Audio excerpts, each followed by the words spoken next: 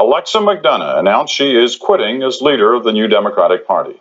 We begin tonight with the CBC's Christina Lawand in Ottawa. Christina. Peter, if timing is everything in politics, this caught much of Ottawa by surprise. Alexa McDonough managed to upstage the crisis in the Liberal government to announce she's calling it quits as leader. And she did it with this dig at the Prime Minister. I think an important attribute of leadership is knowing when to pass the torch. Absolutely. McDonough has wanted to pass the torch for some time now, and she wanted to do it on a high note. In 1980, she became the first woman in Canada to lead a political party, with her election as head of the Nova Scotia New Democrats.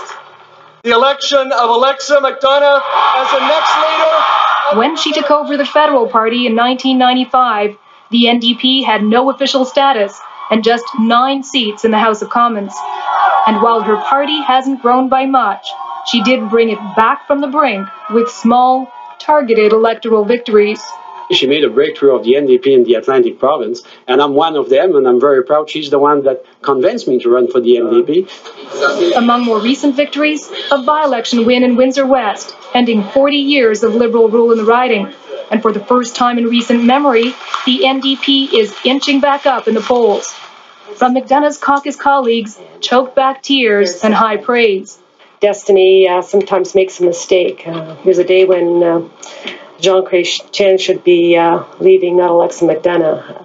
From her opponents, respect. She has a lot of friends, she has great convictions, and she's a great example. But critics say McDonough never managed to capture the imagination of Canadians or articulate a clear vision for her party, often shifting between the moderate and the radical left. Buzz Hargrove is a longtime foe. We're not challenging enough. We're not articulating a left point of view. We're too centrist, too cautious. Others blame the Times and not McDonough for the NDP's lack of significant electoral success. She came into the leadership at a time when the country was moving to the right, and even the Liberal Party, which traditionally has been slightly left of centre, was moving rightward. McDonough says she's proud she managed to lead her party through turbulent times. As for what her successor can bring to the party? A whole lot more members, I hope. McDonough remains leader until her party chooses a new one, at a convention this fall or at the latest next spring. After that, she will continue to sit in the House as an ordinary MP, something she's never done before. Peter? Thanks, Christina. Christina Lawand in the nation's capital tonight. So McDonough says it's time to pass the torch, but pass it to whom? It seems there's no shortage of possible contenders to take it. The CBC's Eric Sorensen takes a look at how the shortlist is shaping up. I mean, today is Alexa's day, obviously.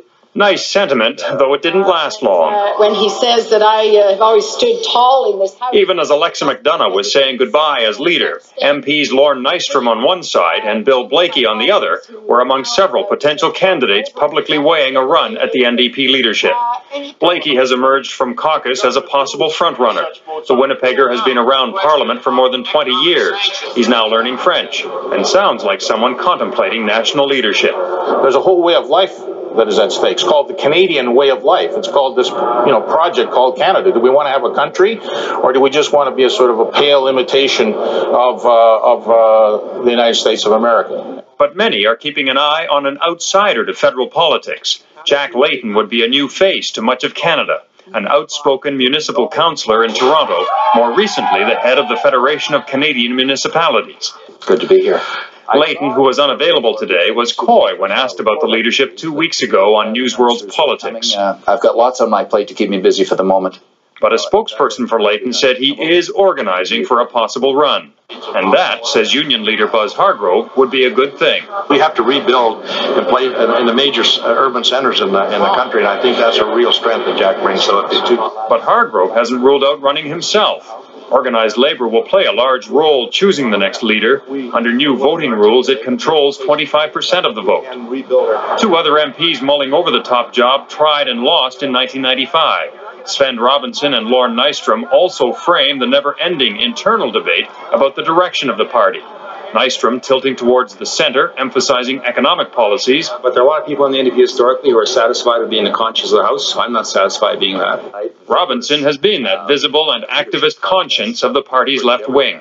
Is it going to be an activist party? Is it going to be a party that puts democracy, the environment, and saving our social programs, healthcare and education at the heart of politics in Canada? Party insiders speak of a re-energized NDP. The by-election win, an uptick in the polls, many potential candidates already speaking up.